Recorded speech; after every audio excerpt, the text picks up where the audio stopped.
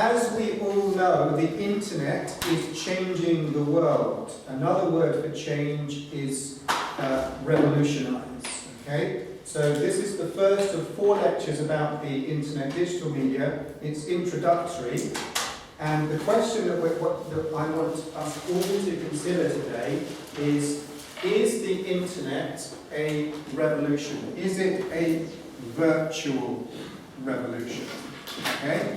The internet is the key instrument of globalization. Okay? Today there's going to be quite a lot of talk about the theory of globalization and how globalization relies on the media, in particular digital media, to take place. Globalization would not happen without the media. It's absolutely key.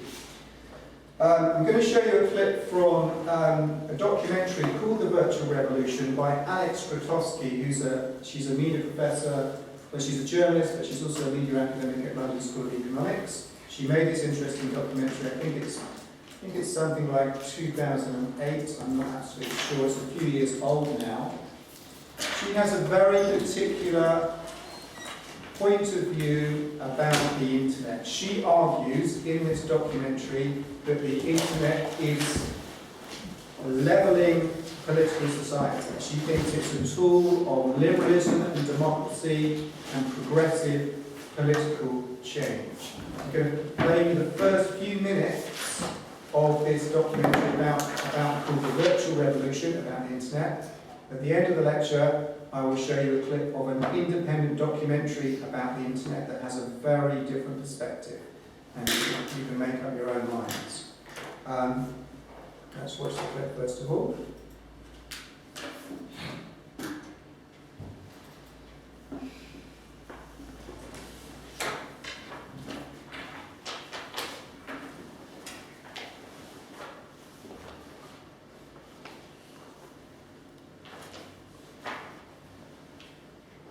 Do you guys know what virtual revolution means? What does virtual revolution mean? What's virtual mean? Virtual means not real, mediated. Yeah? So, can a revolution be virtual? Yeah? That's the first question. Conventionally speaking, a revolution has to be real, political, in real time and space.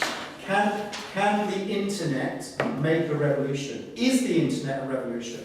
Even if you accept that the internet is a revolution, is it a revolution that's helping us, or is it making human problems worse? That's one of the central spin-off questions with regard to the internet. Is it, Habermas, Jürgen Habermas, Frankfurt School, he argued for the public sphere as a media sphere independent of government and commercial power. Is the internet a public sphere? Yeah? Is it independent? Yeah? You know my view, it's not, but it has the potential to be, which is why it's such a fascinating thing to think about, because there are some good uses of the internet. Anyway, let's just get into the clip. It's not playing very smoothly at the moment, let me look. I'm not actually clearing the CD.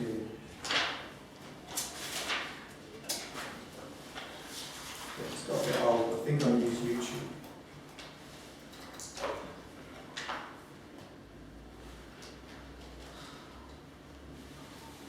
So this is on YouTube. You can watch this in your own time. I suggest that you do. It's got 4 parts. Even if you disagree with our politics, it's very interesting documentary.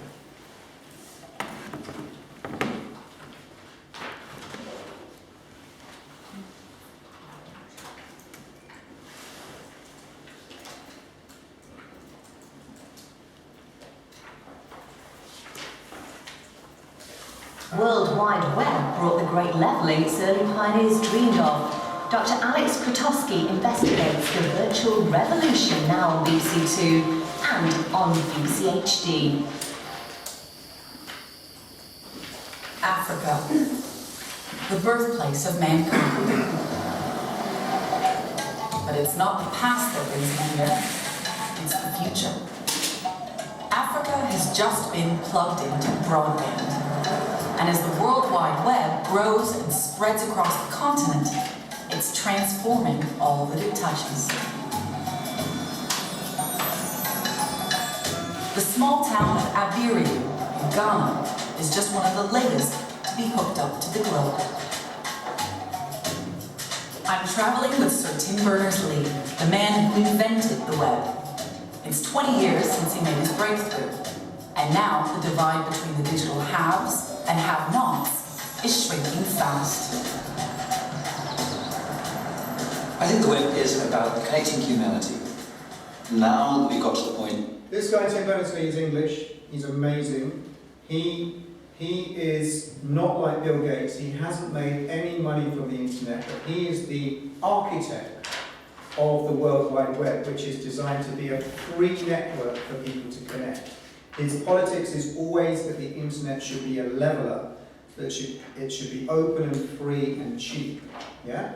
And he's amazing. He's always politically put pressure on governments and corporations to keep the internet open and free and democratic.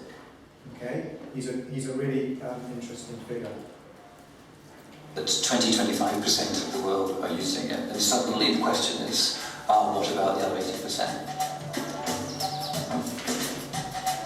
This community centre may not look like much, but it's the new frontier of this virtual revolution.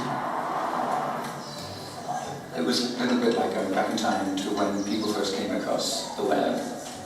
We wouldn't, in the early days, have been anything like it, presumptuous, as to say, how can we make sure this gets to the furthest reaches of rural Africa?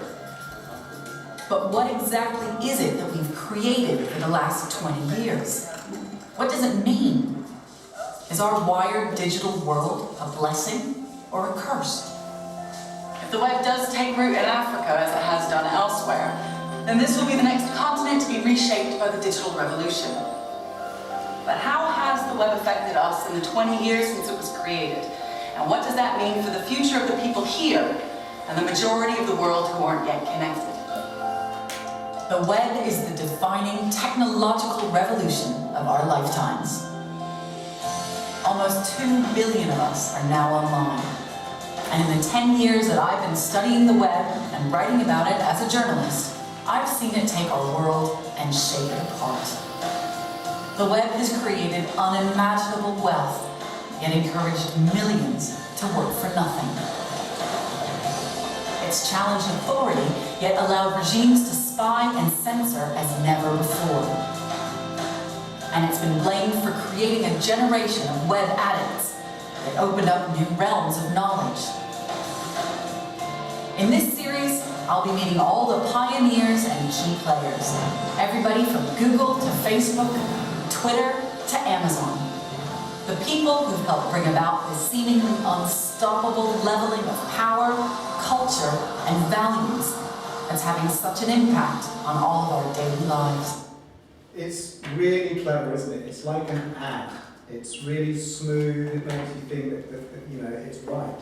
But she's talking about people like Mark Zuckerberg, Bill Gates. Bill Gates being the founder of Microsoft, and Zuckerberg the founder of Facebook. Now, do you think that Mark Zuckerberg is interested in politically leveling the world through Facebook?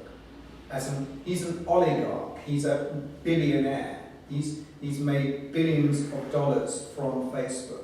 She's arguing that he's like Karl Marx, he wants to revolutionize and flatten and democratize human society. Do you accept her argument?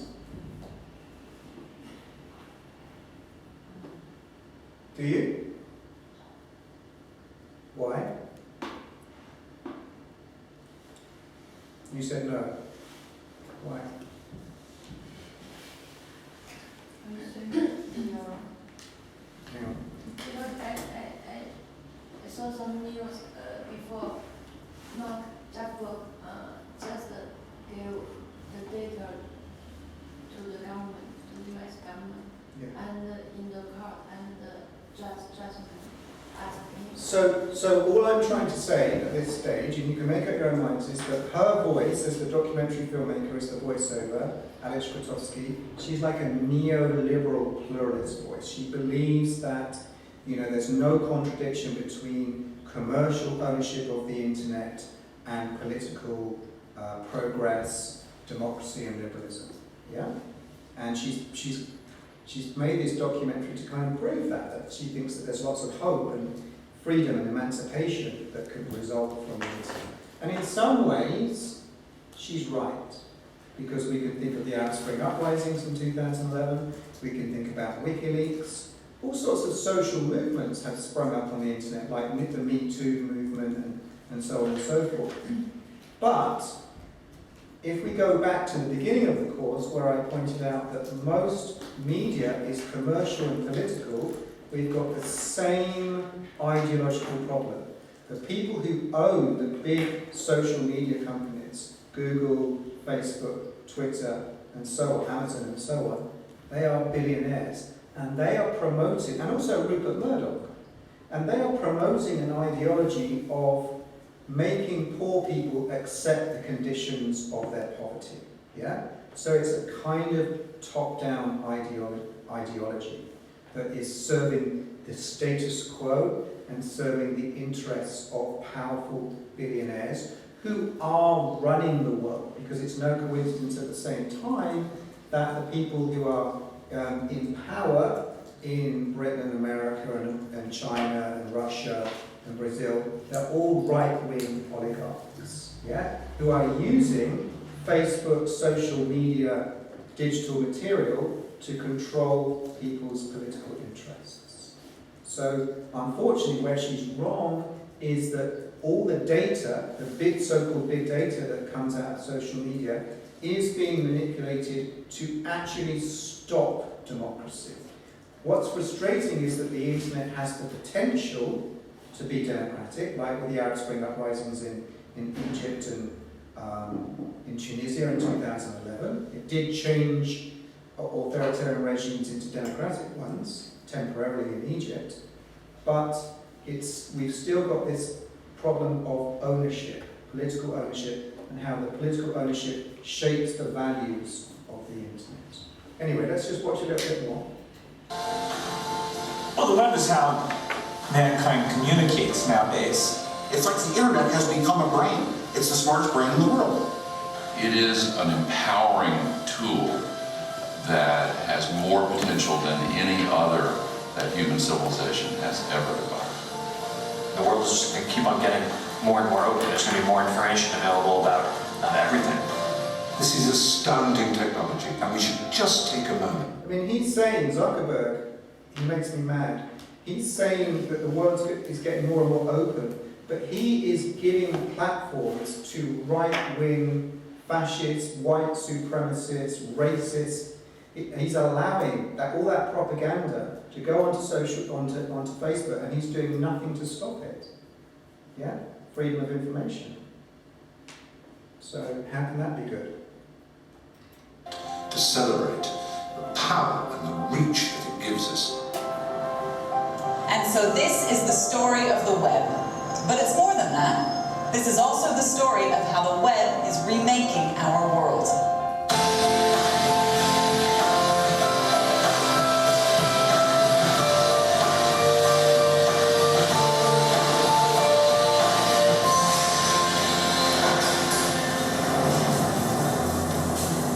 It's been more than 2 centuries since we last witnessed anything of the same scale and speed as the upheaval now being ushered in by the web. The Industrial Revolution was powered by what was then a radical new technology, steam. And now the web heralds the next great revolution. Why? Well, because it does for information what steam once did for physical force. It supercharges it. The web allows anyone to publish and to distribute words, images, videos, and software globally, instantly, and virtually for free. 1/4 of the planet now uses the web. On any given day in the British Isles, over 35 million of us will log on. Okay, so that's an introduction, and let's go to the lecture outline now. So take over the lecture outline. First point is globalization. Okay, so I'm arguing, not just me, but it's conventionally argued that the key tool, instrument of globalization is the internet, is digital media. Okay? Globalization, historically speaking, happened at the end of the Cold War, around about 1990 onwards. So we're talking about a relatively new media technology that's been with us for 30 years now. Remember that ideologically, at the end of the Cold War, it was argued that capitalism had triumphed and that communism had been defeated. Okay? And so that capitalism was the true and most successful political system. And it's also historically the time when China joined the World Trade Organization and really became a very capitalist country. The first point to understand about globalization is it's about international free trade, capitalist free trade. It's about deregulation, I'll write the words on the board, deregulation and privatization.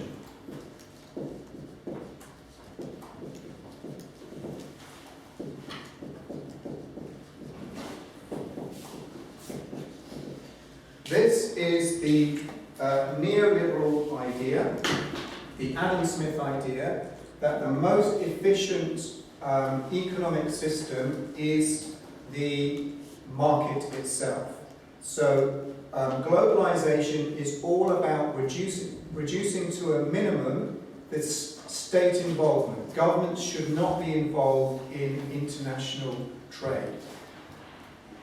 Free trade is about bringing down tariffs, reducing tariffs on imports. It's about a win-win scenario for everybody, every country, every national economy that joins the World Trade Organization or the World Bank or the IMF. They can all form free trade areas in which, through being economically interdependent, they can all make economic progress. They can all make profits. So the idea is that the most efficient economic global system is for everybody to globally open up to foreign direct investment, to allow international companies, transnational companies, media companies to invest in industries all over the world. What industries are we talking about? We're talking about utilities, gas, oil, electricity, rail networks, infrastructure. So we're living in a global world today where, China, most of your country, most of the people in this class, owns parts of the UK water network. Yeah, that's the result of globalization. So it's the privatization of national industry. Anyone can buy internationally other industry today. That's the rules of free trade, global free trade, right? Deregulation is the reduction on tariffs. So it's against protectionism. Protectionism is, in order to protect your national industry, say steel, you increase the taxation on imports of foreign steel. Yeah? And so globalization and free trade is about deregulation and stopping taxation on imports. So and the idea is that from our perspective as the customer, it brings down the prices. It makes it, all companies have to compete to make the most profit, but what the companies that make the most profit can offer them up the cheapest commodity, and that's good for the consumer. So part of globalization, the idea of globalization, is consumerism, as well as capitalism, as well as neoliberalism. So let me just get the lecture notes up for you. Haven't done that yet.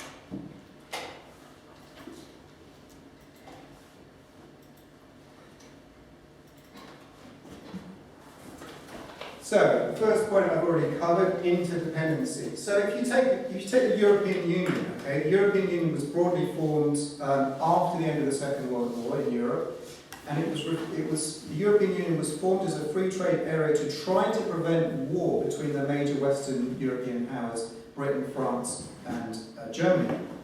And the idea is it's much more expensive to go to war than to do trade. So a free trade area is about if you are dependent economically on other countries, that's going to reduce the possibilities of national warfare. So it's got a political message as well. Yeah? Economic interdependence is a peaceful, liberal aspiration.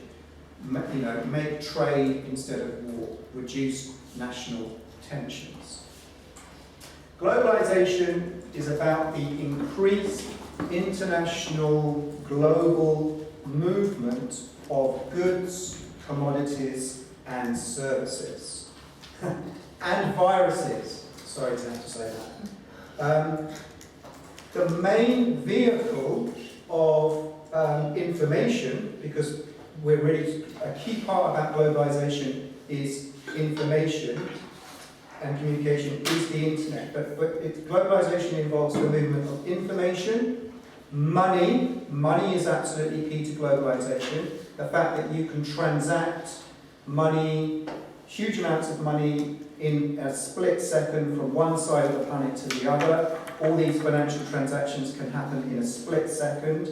So in terms of time and place, globalization philosophically completely changes our world. It doesn't matter where you are in the world, you can participate in global free trade without any interference. So it's what we call this separation of place and time. Global business, global capitalism could not take place without the internet, could it? Just imagine it. You couldn't do it. The internet is the tool for international trade. But also another aspect of globalization is the movement of people, migration, immigration.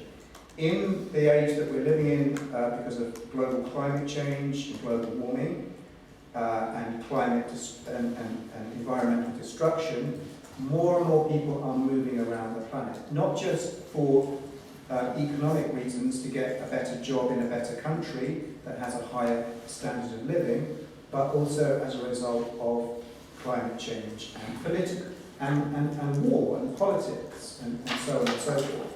So globalization is about movement of money, capital, information, communication, and people. It's driven by the following factors. It's driven by economic factors, what I described before as free trade. We associate free trade with laissez-faire economics, otherwise known as the invisible hand, or just the market. Yeah, globalization is the market. The idea is that the market regulates itself. This is such a key idea here. The market regulates itself. This is the excuse that Mark Zuckerberg and other sort of billionaire oligarchs give for how Facebook works. They should say, well, it's just what the computer does. It regulates it. It's not human. So part of globalization, media globalization in particular, that we must recognize is this historical change towards artificial intelligence. Yes? The internet is a machine, and increasingly it's putting more and more emphasis on things happening outside of human control, which is why it's leading to more people losing their jobs and the increased mechanization of jobs through robots and artificial intelligence. So we need to bear that in mind as well. The political project of globalization, as I mentioned to you already, is pluralist neoliberalism. I mentioned to you already it involves deregulation and it involves privatization of national industries. The three key international economic institutions that facilitate globalization are the World Trade Organization, otherwise known as the WTO, the IMF, the International Monetary Fund, and the World Bank. These three key international economic institutions are all American and undemocratic. If you are an African country that's very poor and you want to join, if you want to open yourself up to foreign direct investment, you have to do it through these three economic institutions. Yeah? And one of the ways that countries in Africa and Asia, poor countries, are expected to grow is that they borrow money from the World Bank. But they borrow money at very high levels of interest. Yeah? And these levels of interest make more money for the West and the Western corporations and banks that are lending the money to the African and Asian countries than they do to and these African and poorer countries get trapped in a poverty cycle. All right? So globalization is not necessarily good for the poorest countries.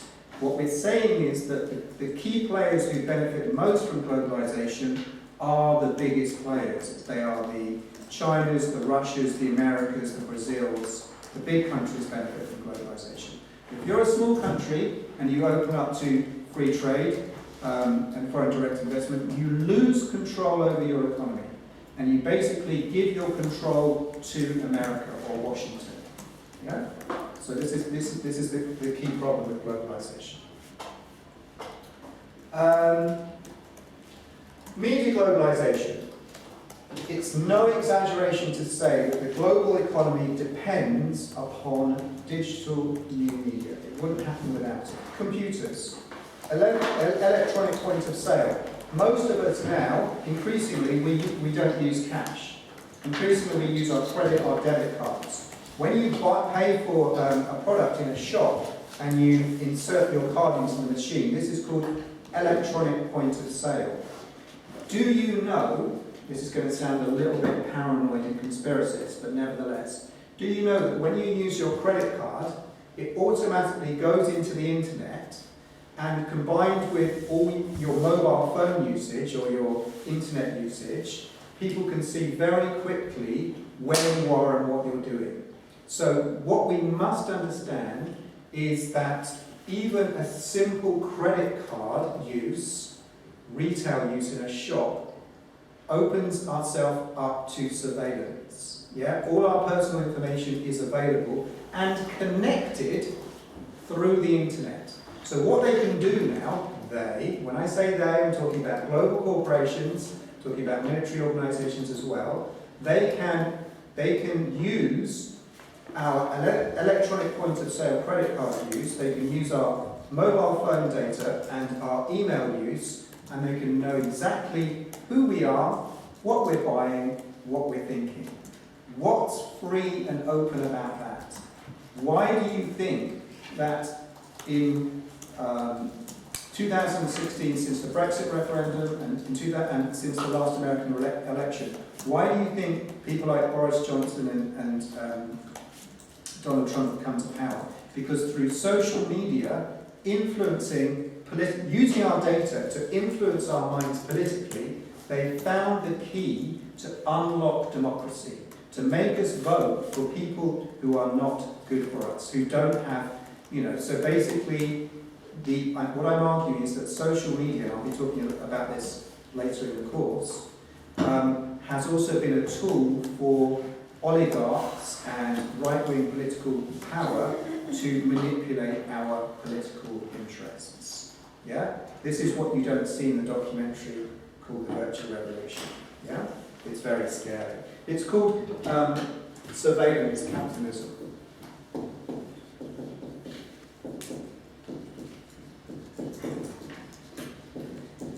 Surveillance capitalism.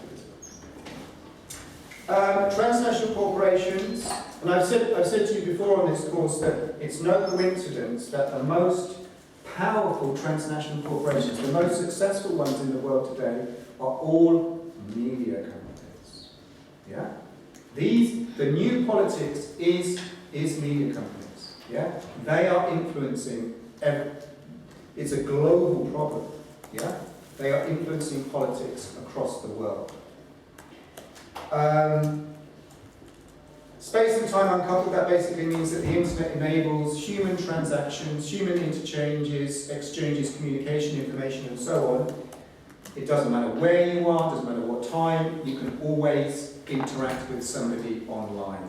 Space and time become irrelevant on the internet. This is a new age that we've moved into. Information and computer technology connects nations, groups and individuals. Now, forgive me, I'm speeding up a bit because I want to finish these notes and then show you another clip. I think we've still got time. From a neoliberal perspective, one of the main arguments for globalization economically is that we all benefit. And the same argument is given for China, and I'd really like to hear what you Chinese students think about this. The argument is that despite the fact that inequality has massively increased in China, the average standard of living for the average person has gone up. This is the strange contradiction of globalization.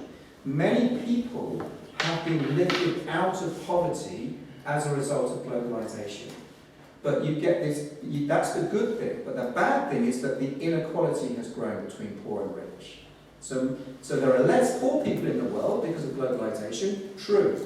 But there are 1% of the world who control the media, who control politics, who are billionaires, who benefit most from globalization. And they're influencing us in a way that's not good for us. So you've got a contradiction. Yeah?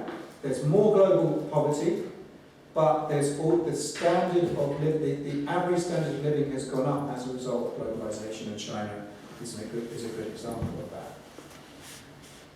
So you've got this is called the trickle down effect. Is that even if we know that if you take Amazon pays very little tax overseas when in all the countries outside, but it functions in outside of the US. But the idea is that every country that reduces taxes on Amazon products, that's good because you're encouraging Amazon to bring their money into your country and to employ people in your country. So everybody benefits from Amazon. We know that Amazon is very rich. We know that it has slave conditions, it abuses the workers, it exploits the workers. Because it's so big and has so much money, it employs hundreds of thousands of people. The trickle-down effect is that people are still benefiting. Yeah. So even and it's the idea that a poor African country, by joining the global free trade, can increase their GDP, can benefit, and so can the countries that invest in that African. Why is China investing so heavily in Africa at the moment? Because it's going to make loads of money out of Africa, but from the African government perspective, they're also going to benefit. They're going to lift people out of poverty. But anyway, that's the trickle-down effect. The trickle-down effect is that everybody benefits from globalization. Globalization promotes individual liberty. It promotes the neoliberal idea that the individual is the most important social actor. So this is consumerism, consumer sovereignty. But I invite you to think critically about the following aspects. Is the free market genuinely global? Is the global market free? Is it really free? If you're an African country and you're borrowing millions of dollars from the World Bank to grow your economy, but you're paying a very high level of interest, is that really free? Debt is not freedom. Yeah? Borrowing money is not freedom, is it? So you might want to think about that. Increased inequalities, which I've already mentioned, is the net result of globalization. Manuel Castells is quite a famous media theorist on networks. When he talks about the fourth world, he's talking about the digital divide. So there's still maybe as much as 40% of people on the planet today still don't have access to the internet. Despite the fact that the internet is supposed to be universally available and cheap, many millions of people living in poor countries, in rural areas, don't have the infrastructure to use the internet. That's called digital divide, right? And this creates what Castells is arguing is the fourth world. You're not included, yeah? So it's the same old human problems of inequality. The internet is supposed to be a big global village that we can all participate in, but still, generally speaking, the people who use the internet and use the internet to their benefit economically and socially are rich, educated people. More educated people use the internet than not, right? So it's still creating social, excuse me, inequality. So the fourth world is the section of population without access to digital technology, otherwise known as the digital divide. These are the people who are burdened with inequality, poverty, and disempowerment.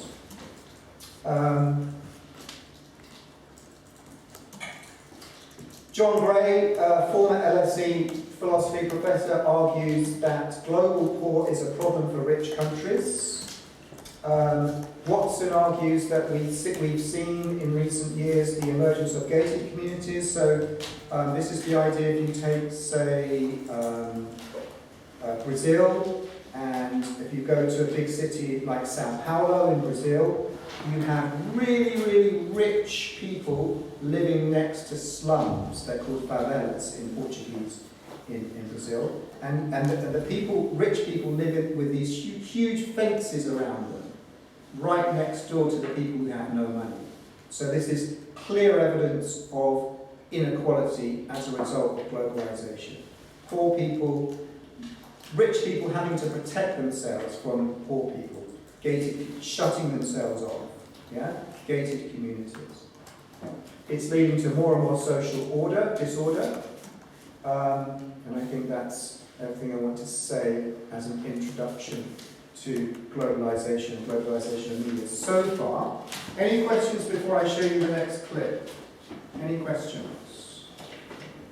I may have gone too quickly, so you can return, you can take me back. We can rewind to anything that I've already said if you want to ask. Any questions about globalization? I think from your personal perspective, and mine to a certain extent, but particularly yours, you're here as a result of globalization. You know about SOAS, you're benefiting from SOAS as a result of the internet. Yeah? How can you bite the hand that feeds you? How can you be critical about it? How can you say that globalization is bad? When you get your SOAS degrees or your LSE degrees or your Goldsmiths degrees and you go back to China, you're going to get well-paid jobs, you're going to get cultural capital. So this is, globalization is good. We must not say that globalization is bad, but it does promote inequality. It means that many people in your country are not going to have access to international education. Okay, let me show you this clip. I think I've showed it to you before, but I think it's worth showing again because it really contrasts critically with the clip that I showed you at the beginning by Alex Grotowski, The Virtual Revolution, because I find that Virtual Revolution is very uncritical. It's just like an ad for global capital and the internet. So this is called, do you remember stare into my eyes, my pretties? Do you remember seeing that? Oh, maybe I didn't show it to you, so take a look at this. I maybe showed it in one or two seminars, I can't remember.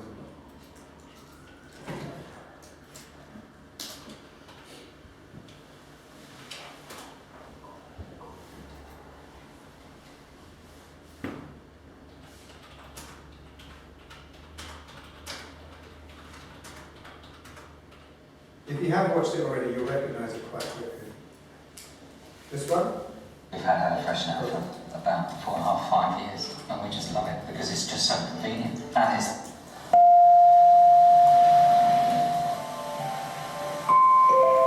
remember this? No. Oh, good. Excellent.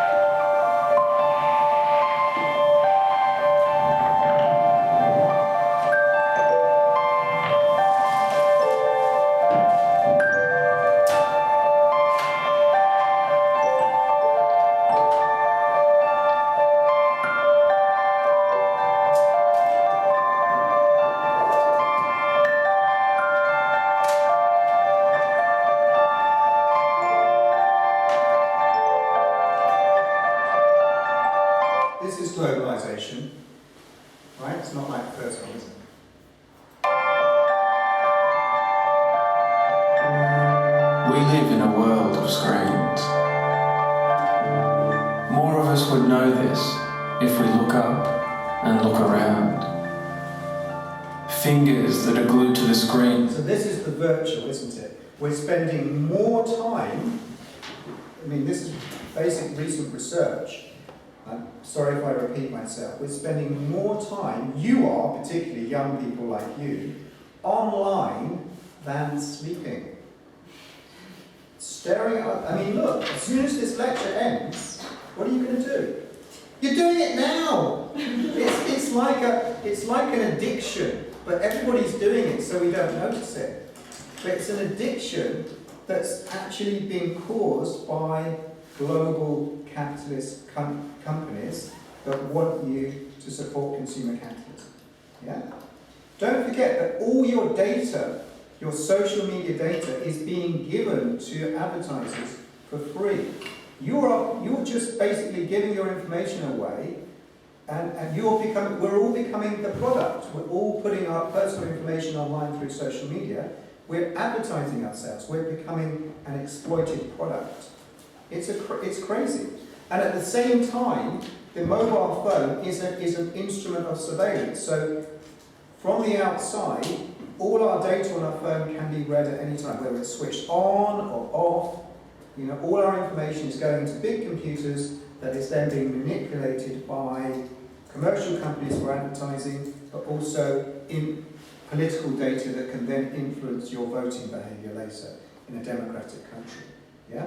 It's actually the psychology, what they're doing, what big computers are doing with your data is that they can read your psychology, they know what your politics is, and then you will be sent through social media adverts, political adverts that will try to change your mind to support people like Trump and Johnson. That's what's actually happening. All right? So that's the virtual revolution. Which are glued to the eyes, which are glued to the screen. Everywhere. Pervasive. We use them for work, play. But it's much more than that. The screens use us too. How did we get here? And where is this journey leading us? What does that even look like? And is it what we want? Is this culture's technology changing us in our society for the better? Does it empower all of us? Beat Orbit is the newest and coolest addition to London's famed entertainment. Like it claims to? Or does it only empower a select few at the expense of the many? So Alex Grotowski in Virtual Revolution that I showed you at the beginning, she's saying that the internet is empowering everybody. It's giving power to poor people, people who are not educated, people can go online, they can put their own information online, you can be a citizen journalist. That's the argument. But he's arguing it's only empowering the global elite, the oligarchs, the owners of the means of production. Yeah? It's not giving real power to the people who need it. It's not democratic power. That's what you really need to think about if you're going to, when you engage with the essay questions, the exam questions on the internet. Let's just watch a bit more and we'll stop. What's the price we pay to live in this pervasive electronic world?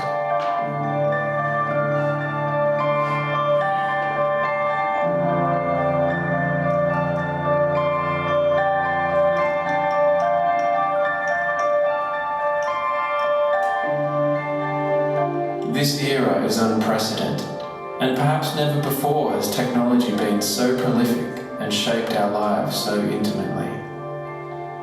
And there's the dark side we don't talk about. Why is that? Is it because we're too busy being glued to the screen? Why do we shy away from questions about our collective addiction? What's lurking under the surface? Could it be that with this era, the stakes have also never been so high that we could get it wrong?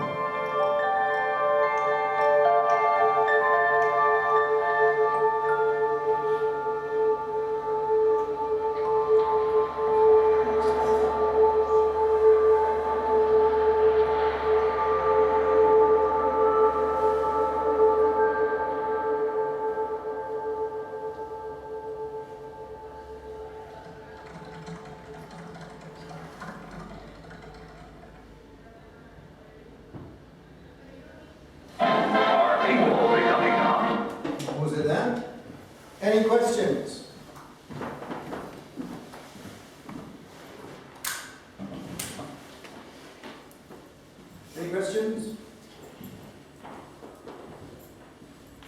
Jamie, you're laughing. Why are you laughing? It's better than crying, isn't it?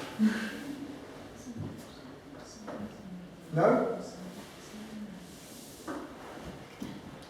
The strange thing about the internet is that it's such a powerful tool that's changing the world, but I'm not sure it's changing the world for the better. But it can be used, as I'll talk about, if you get this lecture. I don't know if you'll be able to get the lecture, but the fourth lecture on the internet is about resistance, how the internet can become a tool of political resistance, and there are some good examples of that. But unfortunately, so far, the evidence is against that. On the whole, good political progressive resistance using the internet is limited and constrained. The big message is that it's capitalist surveillance, and it's the same problems of commercial exploitation, greed, corruption, and power. Yeah? Look in China how desperate your government is to control the social media sphere. Yeah? It knows how powerful it is. It's not a coincidence. Okay, well, if you haven't got any questions, we'll stop. Right? The lead, a giant electronic brain is starting up. Could you explain about the week 10 media motive design? Are you going to give us media motive design? No. As I said at the beginning of the lecture, there's no mock exam for FTPS Media. But what I'm going to do in week 10 is that I will show you the questions that I was going to give you for the mock exam, and maybe as a class in the seminars, we will analyse the questions, and sort of in the same way we talk about essays when I give you essay tutorials, we can talk about how to analyse the questions for the exam, how to plan them, and how to use all the ideas from the course to answer the questions. So there won't be a formal mock exam in week 10, but I will be giving you lots of help on thinking about how to answer the final exam questions. Yeah? But forgive me, Akiko, and all of you forgive me, this is an exceptional year, you know. The strike is designed to cause disruption. Yeah? We are told, if we're participating in the strike, if students miss classes, we can't make up for those classes, because it's designed to disrupt.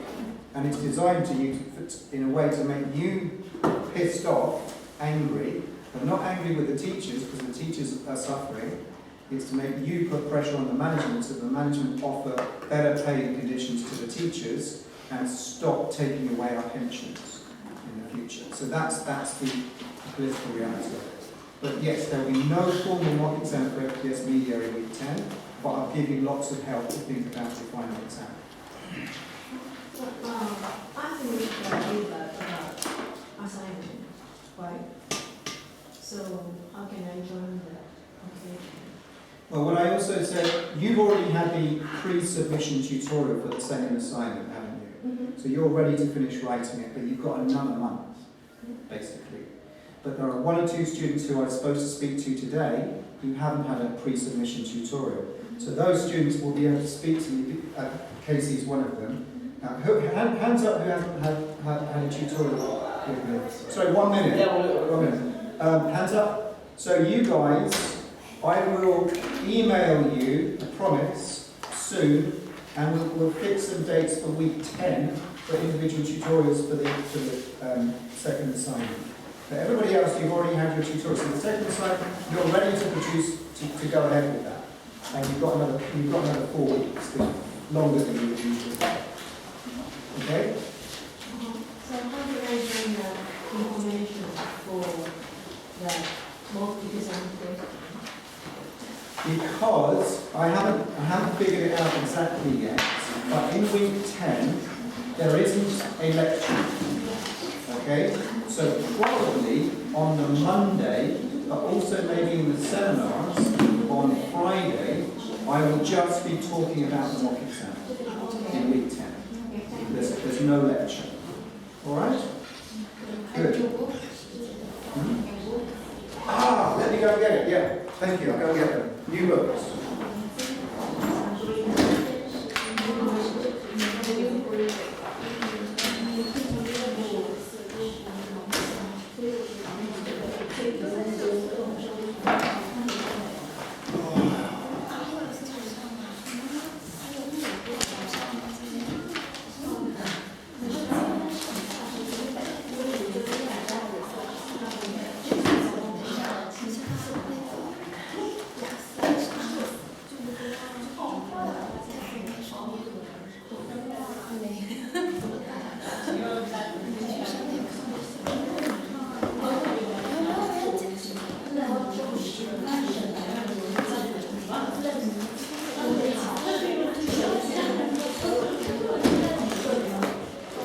Thanks for reminding me that. So there's two. There's 16 to 19. And there's, hang on, and there's 21 to 24. Yeah, we have an event based. Okay. Yeah, coming, we're coming. Just grab one of each, please, and then as soon as you can. Okay, I need the two. Oh, yeah.